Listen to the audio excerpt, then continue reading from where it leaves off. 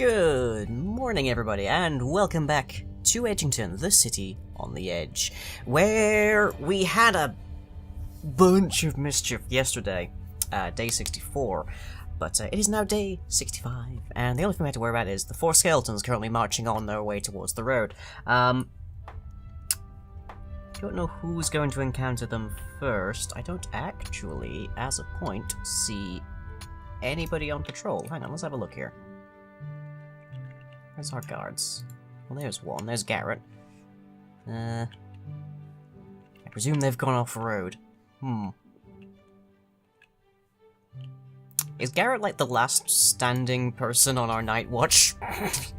That would be terrible, wouldn't it? Well, a whole ton of people are waking up. And, yeah, looks like all the beds here are taken up by people who are just too tuckered out. Oh, just too tired. What are you up to, Garrett? You are eating, apparently. There's plenty of points along the road for you to do that, but you figured you would just, like, do that now. You're at least packing a steel halberd and steel armor, not a full set, but we're working on that. So, hey, we got that something. We got that going for us. The only concern that we have when it comes to skeletons, and by golly, you're walking a long way to go fishing there, are you? Leonard Abrassart. We don't currently have a name for, I believe it is, so, stone hammer's broken, miners are off to mine, trainers off to train. Alright. Yeah, we shouldn't have terribly much trouble with these skeletons, I think. Although there are slightly more of them than I counted. There's now 5. I'm gonna need somebody to deal with these rather swiftly, I think. Okay, Garrett, what are you packing? Steel, steel, steel, bronze. Okay, good. You should be carrying a torch, but apparently it's only in your inventory. Okay. Over here. Smeg. Leonard, no.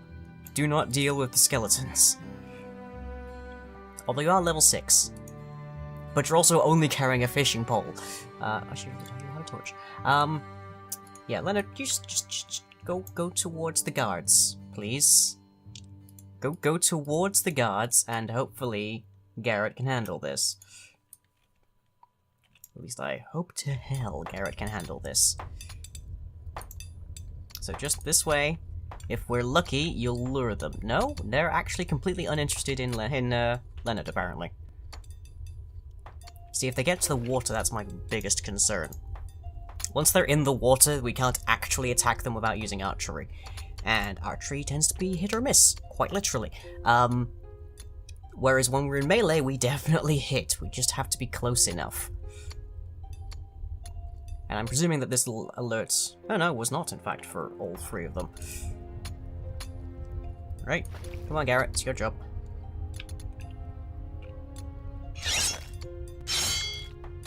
Whew. Oh, it's just unbridled murder. That guy took a lot of beating. Thank you, Garrett. Could you handle the other 2, especially the one that has the shield, please? Yay. What a way to wake up in the morning. Alright, well, Leonard should be fine now. Okay, right. So, topic of the day. Because this seems somewhat prescient. We had a comment on the last video. I won't name names, because it's not really relevant to the subject at the very least. But we had a comment on the last video describing how the channel's changed over time. And I think that bears consideration as like a subject, because if I wanted the channel to thrive... Well, actually, no, let's go the other way.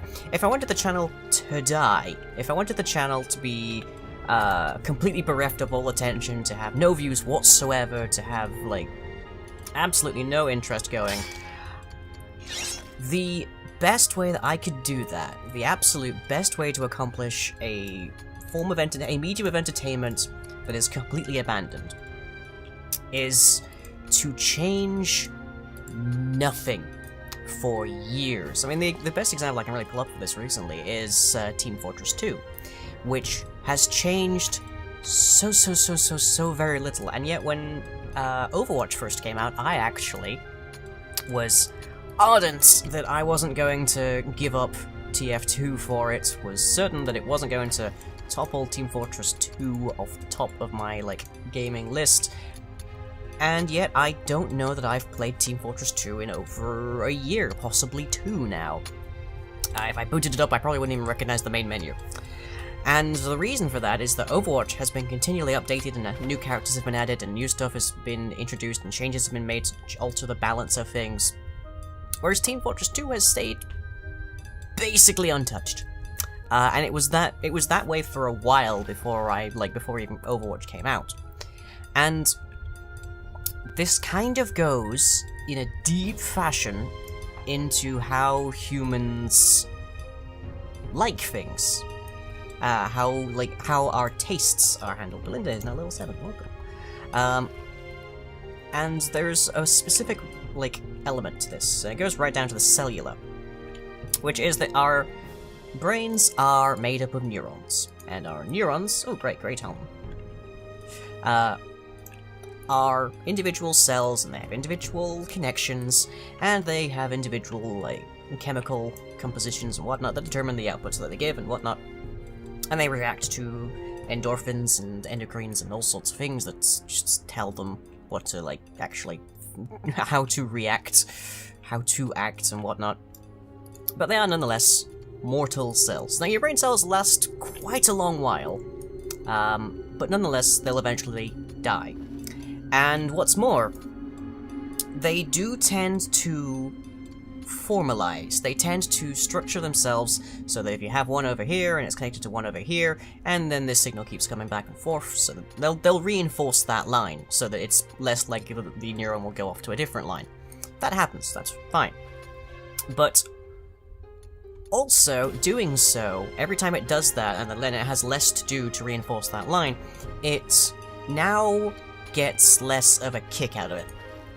It has less to do, so it responds less overall to the actual impulse to fix. It responds more strongly to things that'll actually tell it to change. And this is not entirely always the case on a greater scale. On a greater scale, humans are actually predisposed to follow the things they've heard before rather than new things, but when it comes to things that aren't based on our actual, survival and whatnot, we tend to get bored. Don't you do the ominous music at me, game. I know I've cleared the entire map. Only thing left are the lonely skeletons. Oh, and did I misses? Oh, hey, there's a spider. Oh. What do you know? There is a single solitary spider right here. Well, the next time one of my guards comes up this way, you're getting it, mate. In fact, I might as well I might drag one, drag Trunks over here. Currently carrying no armor and a hunting knife, and you're level 3. But I could probably manage to take you. Which I think I'll wait for the guard. Which, now that we're waking up, should be a bunch of people. I should go back through the footage and look at what Penguin's shift was. But anyways. So, yeah, on, a grand scale, we get bored. Is the very, rough thing of this. We always get bored, eventually. It is extremely unlikely that anything that you enjoy right now, you will still be enjoying, frolicking and enjoying and whatnot, 10 years down the line. No fishing pole? Are we out of fishing poles? I didn't see any fishing poles break. But we do appear to be out of them. Okay, let's make one. Let's also make some more rope, because we can. I guess we'll make it out of flax fiber, because why wouldn't we? There's just so much of it, and the same with this stuff, so let's make some more cloth as well. Whole ton of stuff there. Oh, I've got some spider silk as well. Oh, animal fat and animal hide. Great, more leather. Animal hide goes into leather, which we have quite a bit, actually. And then the leather goes into making more leather tunics, which we really, really, really want to have a backlog of. We're working on it, don't worry, don't worry. Need to get that squared away, because that'll be our fruit supply dwindling. Oh, and there's a trooper going up. Rafe, who's a little bit worse for wear. We're having to deal with some folks last time. I think that was the wolves. But you're dealing okay. You're doing okay. And I believe the spider was over here. So if you can make your way over here, that'd be grand. Yes. Okay. So, when you're dealing with providing entertainment and such for a species that is always going to be gradually getting bored of whatever you create, the resulting thing is that you have to change it up. You can't tell the same joke 1,000 times. You have to change it up, and that's part of like why my standing rule with my content has always been never do the same thing twice. Never do the same thing that a dozen other people have done in the same exact way. Always change it. Always do a different twist on it. Because you just can't do the same thing, because people will get bored and they'll fall apart. They'll go away. They'll stop watching. They'll find, oh, he's just doing more Minecraft Let's Play. Yeah, he's just in survival. He's just like building a thing in the ocean. So yeah, I tell stories most commonly. And then my Patreon server, which you can join by going to patreon.com/lying, always has a different spin on how it works. So our first one was underground. You never saw a Patreon server before. You never saw any kind of Minecraft Let's Play that was completely underground. You had there was no surface to build on. You had to dig. And then the second one was on the sky. Sure, some series have definitely been done in Skylands, but this was a Skylands with actual like dungeons made inside of it in just command blocks and such, and it was all kinds of fun. And now we've got islands, sure. Oceanic Let's Plays have existed before. I've done a Let's Play that was completely underwater. It was called Atlantis. I don't know why people still like it, but they did. But now we've got like quests, and it's modded, and all sorts going on New Helena. And it just sort of feeds into the thing of you can't do the same thing twice. I could go back and do Never Expedition. Maybe I could go back and do another solely in the Never kind of Let's Play, but people would just be comparing it to Never Expedition. And oh, hello, you are using a sword. You should not be using a sword, Willow.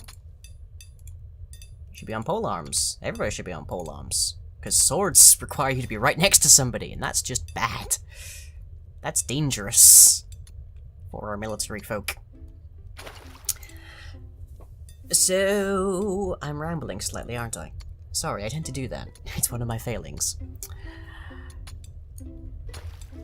So if I just kept doing Never Expedition for so long, I think I ended up somewhere in the region of 30 episodes. That tends to be my marker. I'd have run out of stuff to do, firstly and foremostly, and I would have just been doing the same sort of things over and over and over again. I still did quite a bit of innovation for Nether Expedition, so I had the story running through it, and I cheated in some ice, and I built some structures and all sorts. Storage cap reached on mining piles. Okay. Oh, and an iron pickaxe is broken. Oh dear. Okay, well, it's a good thing that we made some space down here, specifically to put some mining piles. If we could just figure out where to put them.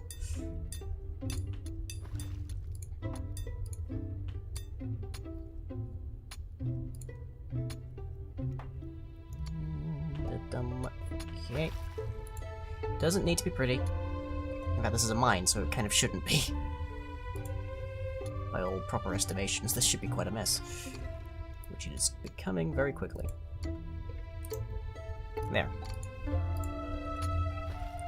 Not to worry, we should have plenty of pickaxes.